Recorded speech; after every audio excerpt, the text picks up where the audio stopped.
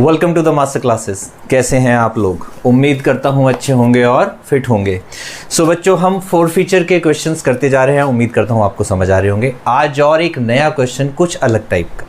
ठीक है, चलिए शुरू करते हैं आज की क्लास एक ब्रेक के बाद।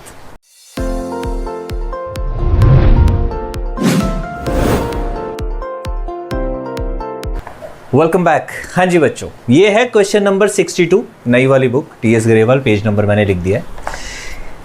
क्या करेंगे, सबसे पहले क्वेश्चन को पढ़ेंगे और पढ़ के अपने नोट्स बना लेंगे ताकि हमें बाद में बुक ना देखनी पड़े। ओके, कैसे करते हैं देखिए। Venus limited was registered with an authorised capital of ₹40 lakh divided into 4 lakh equity shares of 10 each. Okay, ये उसकी रजिस्टर्ड कैपिटल यानी कि ऑथोराइज्ड कैपिटल। आगे पढ़ेंगे। 70,000 of these shares were issued as fully paid to major star limited for building purchase from them. Okay, यानी कि 70,000 shares तो किसको दे दिए हमने? किसी स्टार लिमिटेड को दे दिए, उससे बिल्डिंग खरीदी है। ओके, चलिए लिख लेते हैं 70,000 shares to Star limited for building.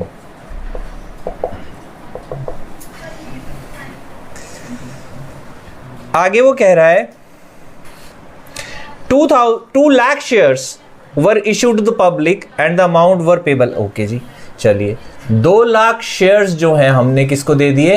Public को दे दिए। एक शेयर कितने रुपए का है? एक शेयर हमारा 10 रुपए का है। 10 रुपए का ब्रेकअप क्या है हमारा?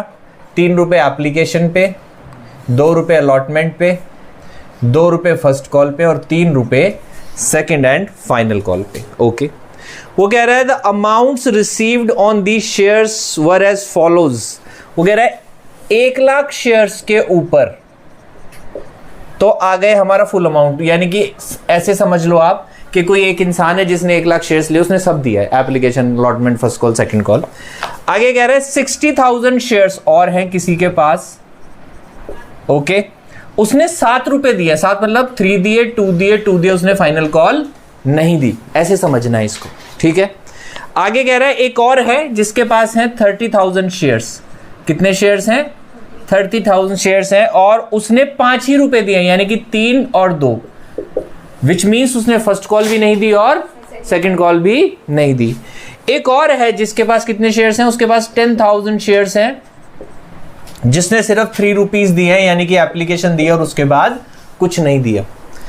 आगे वो कह रहा है the directors forfeited 10,000 shares on which only ₹3 were received. यानी कि सिर्फ इनको फॉरफिट किया है, बाकी किसी को फॉरफिट नहीं किया। उनको भी चांस दे रहे हैं हम कि एक बार को आप पैसे दे दो, ठीक है। चलिए आगे वो कह रहा है These shares were reissued at ₹12 per share fully paid up। और ये इनको हमने रीइशू भी कितने में कर दिया बाद में? 12 as fully paid up। यानी कि जिसको दिए उसको 12 रुपए में दिए हैं और उसके फुल वैल्यूज की मानी जाएगी, ऐसा वो कह रहा है। और बहुत ही आसान क्वेश्चन है वैसे तो, सिर्फ एक यही पॉइंट था जिसके लिए मैंने आपको ये क्वेश्चन करवाया है, ठीक है। अब इसमें एंट्रीज करना शुरू करते हैं। सबसे पहले कौन सी एंट्री होगी? सबसे पहले होगी ये कंसिडरेशन अदर देन कैश वाली। सबको आती होगी या ये हो? क्या एंट्री बनेगी?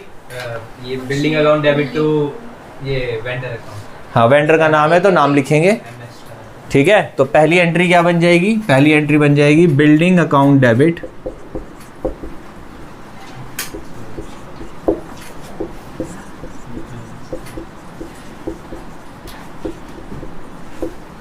₹7 लाख। क्योंकि कोई वैल्यू नहीं दी हुई इसलिए हम क्या मान लेंगे? इतने की ही होगी। और उसके बाद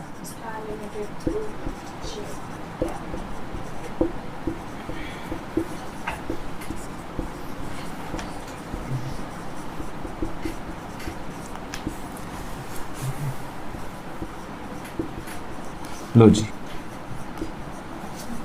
हो गई एंट्री, कहानी खत्म। अब क्या करेंगे? अब करेंगे 2 लाख शेयर्स वाली एंट्रीज। क्या ओवर सब्सक्रिप्शन है? नहीं है। क्या अंडर सब्सक्रिप्शन है? वो भी नहीं है। सीधा सीधा सा क्वेश्चन है। क्या करेंगे? सबसे पहली एंट्री क्या होती है? बिल्कुल सबको पता है, bank account debit to share application account.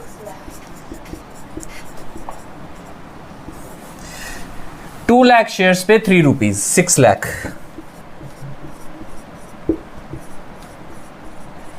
फिर क्या होगा?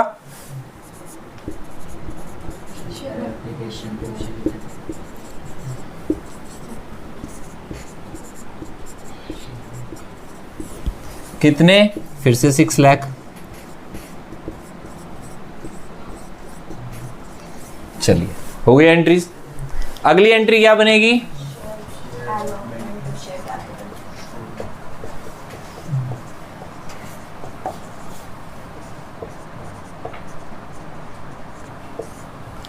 ठीक है,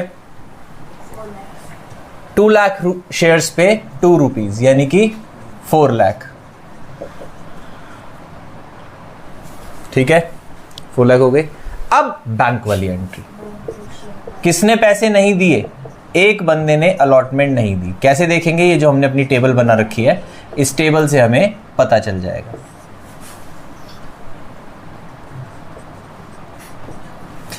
अलॉटमेंट किसकी नहीं आई? जो काटा हो उतने शेयर्स पे नहीं आई।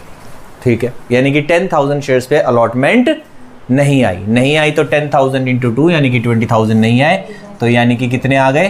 3,80,000 आ गए। आप यहां पे लिख भी सकते हो 4 लाख माइनस 20,000 अपने लिए। ठीक है, फर्स्ट कॉल की कर लेते हैं। क्या एंट्री बनेगी?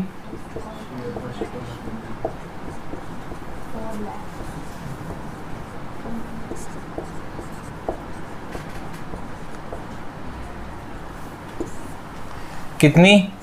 फिर से 4 lakh.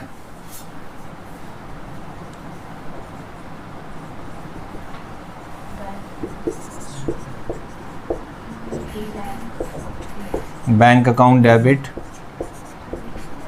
To share first call. कितने पैसे नहीं आए? फर्स्ट कॉल पे 2 क्रॉस हैं, यानी कि 30 भी नहीं आया और 10 भी आए, यानी कि 40,000 शेयर्स पे पैसे नहीं आए। 40,000 पे कितने नहीं आए? 2 रुपीज के हिसाब से, यानी कि 80,000 नहीं आए, तो 3,20,000 आ गए। यहां पे लिखना चाहो तो लिख लो 4 लाख माइनस 80,000। समझ में आ गया? सेकंड कॉल की भी कर लेते हैं।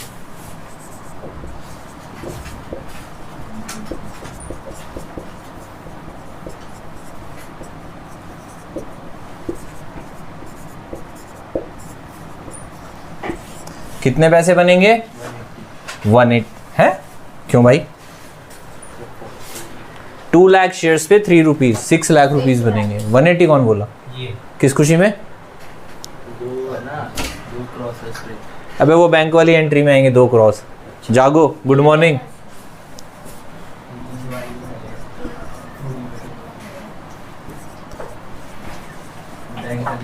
और इसमें भी 180 नहीं आएंगे, ज्यादा आएंगे। ये देख,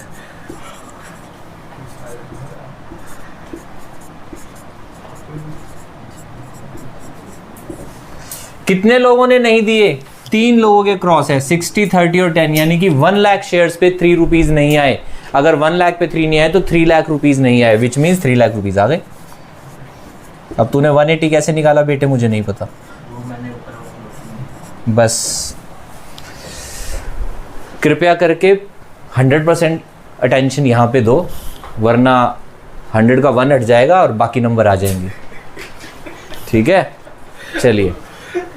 अब वो कह रहा है कि इसमें से सिर्फ 10,000 शेयर हमने क्या कर लिए? फोरफीट कर लिए। फोरफीट की एंट्री क्या होती है?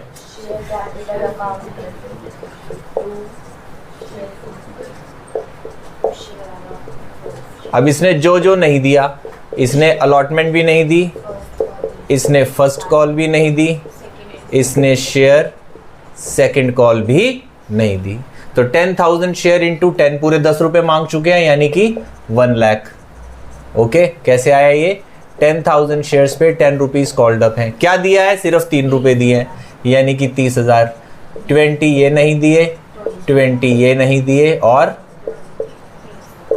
अब आप मुझे फटाफट से करके दिखाओ किसकी एंट्री? री इशू की। चलो वो भी मैं ही कर देता हूं। Bank account debit to share capital, और 2 क्या आ जाएगा? क्यों आ जाएगा? क्योंकि 10 रुपए का शेयर हमने कितने में इशू कर दिया? 12 में वो लिख दिया। ₹12 में इशू है एज फुली पेड। एज वाला अमाउंट हमेशा शेयर कैपिटल के सामने आता है और जितने में किए हैं वो बैंक के सामने आता है। तो ये आ जाएगा 1,20,000।